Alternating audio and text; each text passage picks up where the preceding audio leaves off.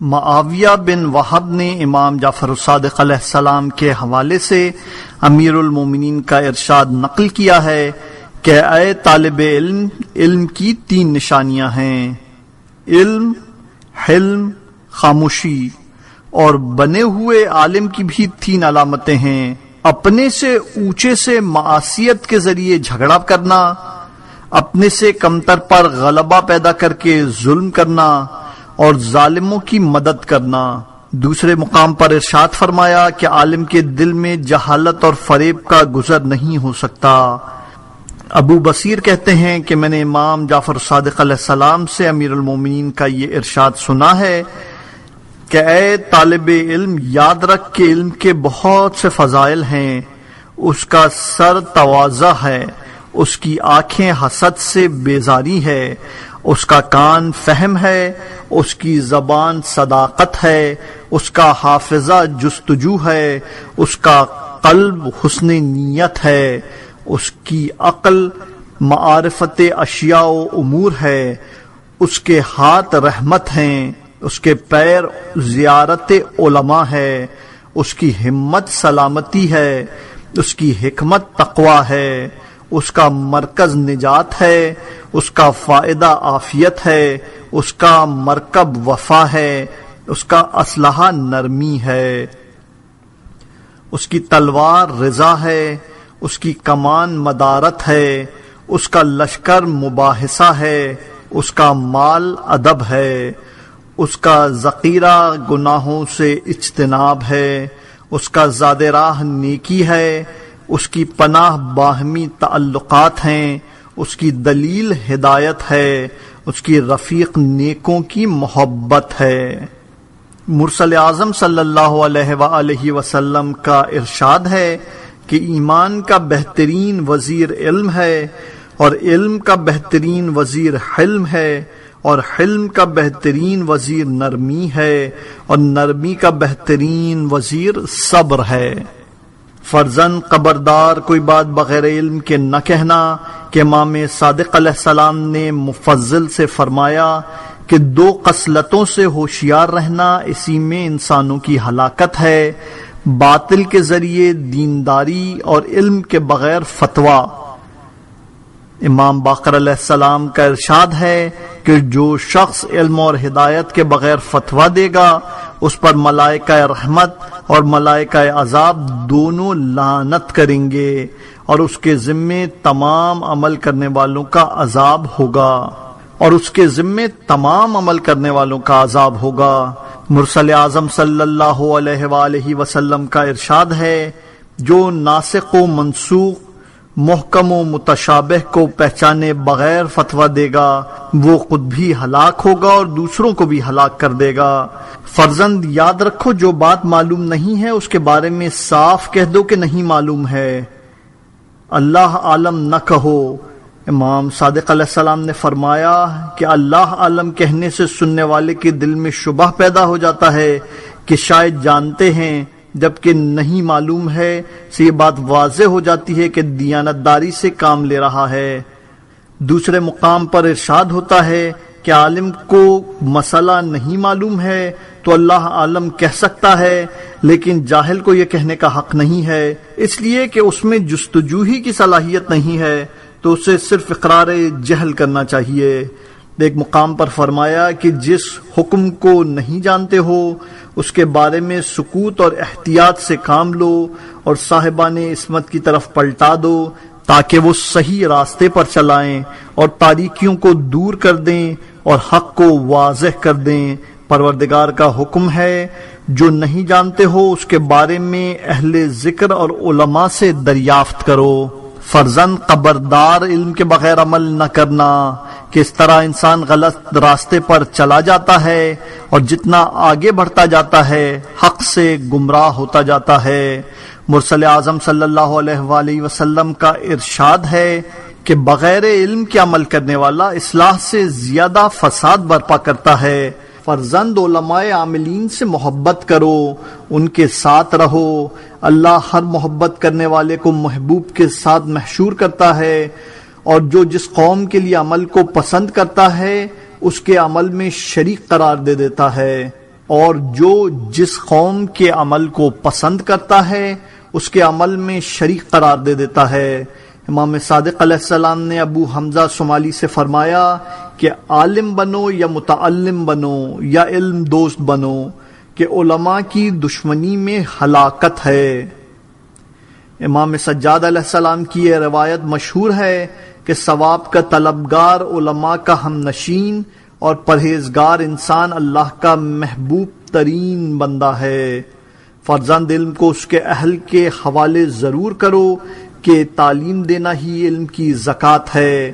اصول کافی میں وارد ہوا ہے کہ پروردگار نے جاہلوں سے طلب علم کا عہد اسی وقت لیا ہے جب عالموں سے تعلیم دینے کا عہد لے لیا ہے۔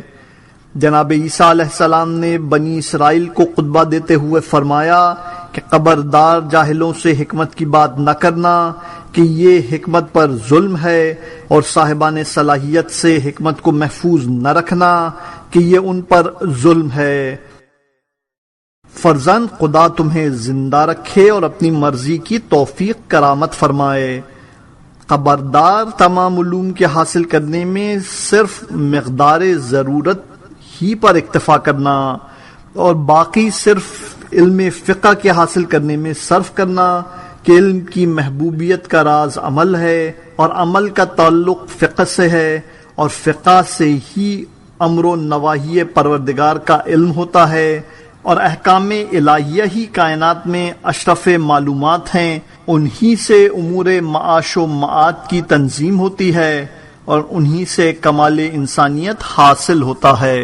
صاحب معالم الاصول نے بہت خوب فرمایا ہے کہ اللہ نے تمام محکم افعال کسی غرض و غایت کے تحت انجام دیے ہیں، اور انسان کو اشرف مخلوقات بنایا ہے تو اس کی خلقت کی غرض و غایت بھی تمام اغراض سے اشرف ہوگی، اور ظاہر ہے کہ یہ غرض بندوں کو نقصان پہنچانا نہیں ہو سکتا کہ یہ کام جاہل اور محتاج کا ہوتا ہے، اور خداوند عالم عالم اور مستغنی ہے، لہذا غرض خلقت بندوں کا جانا ہے، اور دنیاوی فوائد حقیقتاً فوائد نہیں ہیں، یہ تو فقط نقصانات کو دفع کرنے کا نام ہے۔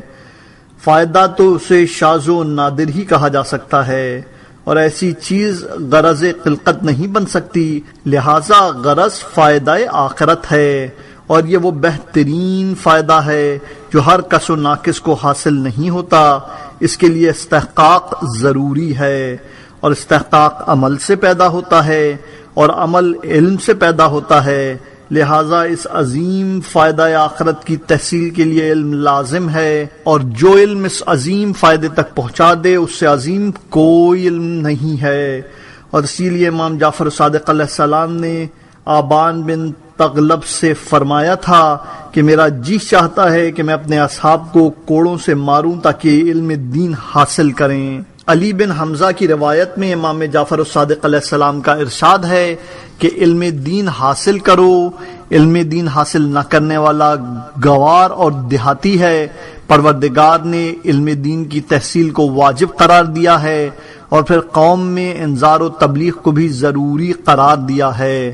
مفضل بن عمر کی روایت میں امام صادق کا ارشاد ہے کہ جو شخص بھی علم دین حاصل نہ کرے گا وہ روز قیامت نگاہ مرحمت پروردگار کا حقدار نہ ہوگا، اور اس کے اعمال طیب و طاہر نہ ہوں گے۔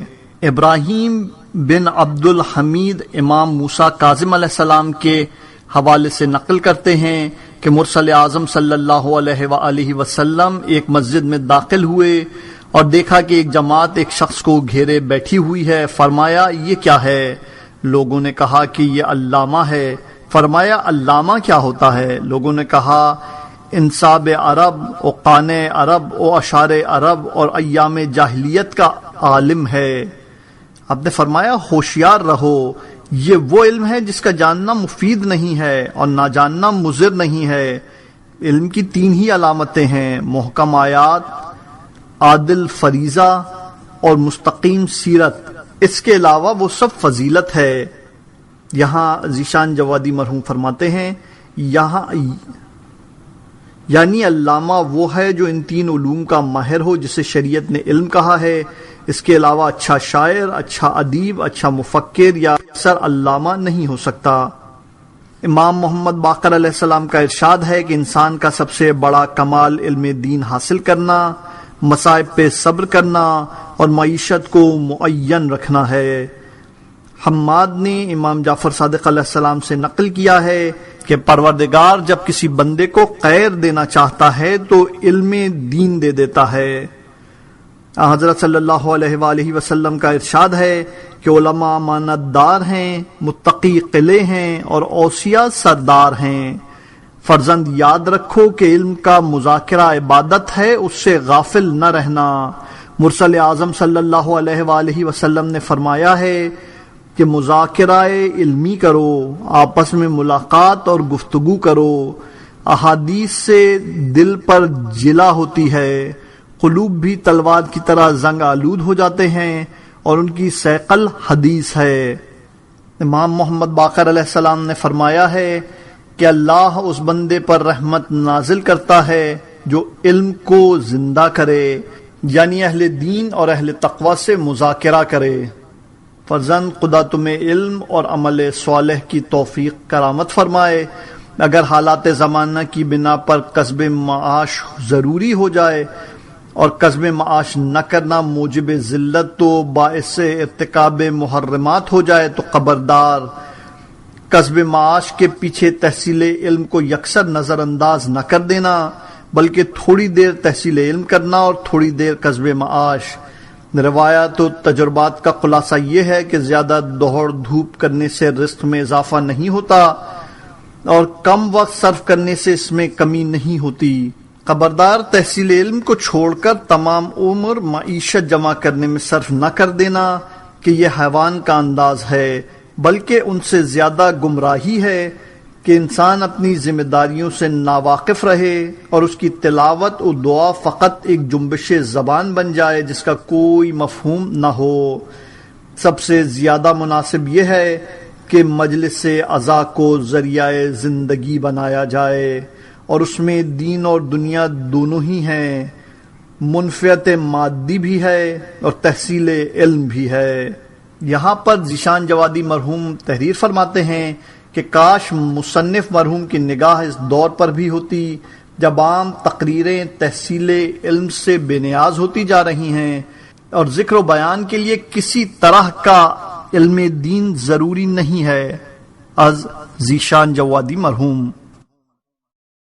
لیکن یہ خیال رہے کہ زبان کو کذب و بہتان سے پاک رکھنا، ائمہ معصومین علیہ السلام کی طرف بغیر تحقیق کسی بات کو منسوب نہ کرنا، مصائب میں فقط معتبر روایات پر اکتفا کرنا، یہ خیال کبھی نہ آئے کہ کثرت بکا کثرت مصائب پر موقوف ہے، گریہ دل پر اثر سے پیدا ہوتا ہے اور روایات کی تشکیل سے نہیں، اور اثر کا بہترین ذریعہ یہ ہے کہ پہلے اہل بیت طاہرین کی کرامت و فضیلت بیان کی جائے تاکہ ان کی عظمت اور شخصیت کا احساس پیدا ہو جائے، اس کے بعد مصیبت کا ذکر کیا جائے کہ اس طرح ذکر بے ساختہ دل پر اثر کرتا ہے۔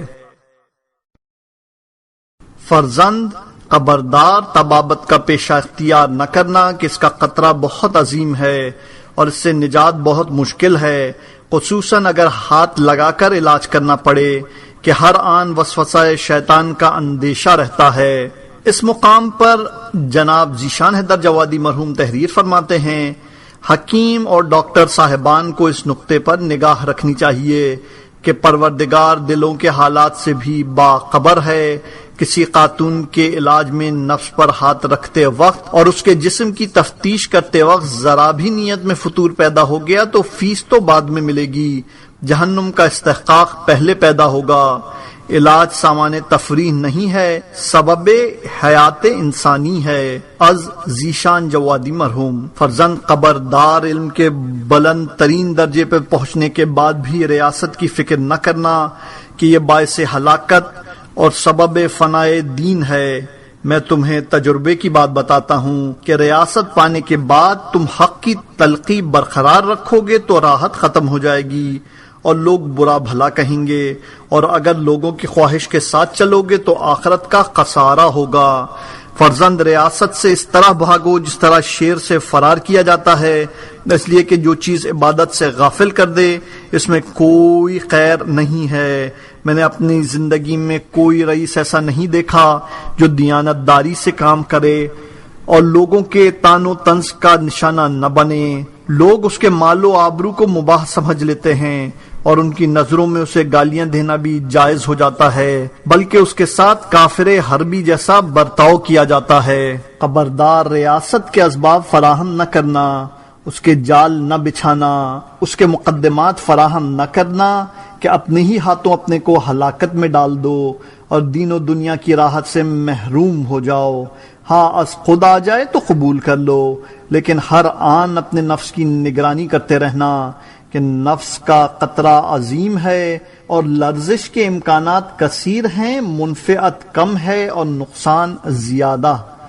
محفوظ رہنے والے قلیل ہوتے ہیں اور پھسل جانے والے زیادہ۔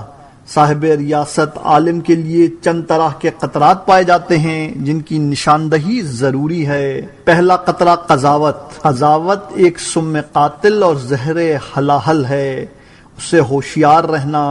اس میں اکثر پیر پھسل جاتے ہیں اور انسان تباہ ہو جاتا ہے، خصوصیت کے ساتھ اس زمانے میں جب دیانت دار کم اور شیطان کے بندے زیادہ ہو گئے ہیں۔ مرد عاقل ایسے عمل پر کیسے اقدام کرے گا جس کے 3/4 عمل کرنے والے جہنمی اور صرف 1/4 جنتی؟ اس لیے کہ جو دیدہ و دانستہ غلط فیصلہ کرے گا وہ بھی جہنمی ہے، جو لا علمی میں غلط فیصلہ کرے گا وہ بھی جہنمی ہے، جو لا علمی میں صحیح فیصلہ کرے گا وہ بھی جہنمی ہے۔ کہ ایسا اقدام کیوں کیا جس میں غلطی کا واضح امکان تھا؟ صرف وہ شخص جنتی ہے جو حق کا فیصلہ کرے اور وہ بھی علم و اطلاع کے ساتھ۔ اس طرح 3/4 افراد جہنمی ہوئے اور 1/4 جنتی۔ صاحب عقل ایسے معاملے پر کیسے تیار ہوگا جس میں خسارے کا امکان زیادہ ہے اور فائدے کا امکان کم؟ دیندار ایسی جگہ بیٹھنے کی ہمت کیسے کرے گا جہاں نبی و وصی بیٹھتے ہیں؟ یا مرد شقی، کسے اپنے نفس کی طرف سے اطمینان کامل ہے اور کون اپنے بارے میں نبوت و وصایت کا احتمال دیتا ہے کہ شقاوت سے محفوظ ہو جائے؟ خبردار، شیطان کے بہکانے میں نہ آنا اور قضاوت کو واجب عینی سمجھ کر اس کے چکر میں نہ پڑ جانا کہ لا علمی میں ہلاک ہو جاؤ۔ ہاں، کسی ایسے علاقے پہنچ جاؤ جہاں کوئی دوسرا نہ ہو اور خالی الذہن ہو کر سوچنے پر بھی قضاوت واجب عینی نظر آئے تو حتی الامکان فریقین میں صلاح کرانے کی کوشش کرو اور حق کے واضح ہو جانے کے بعد بھی احتیاط سے کام لینا۔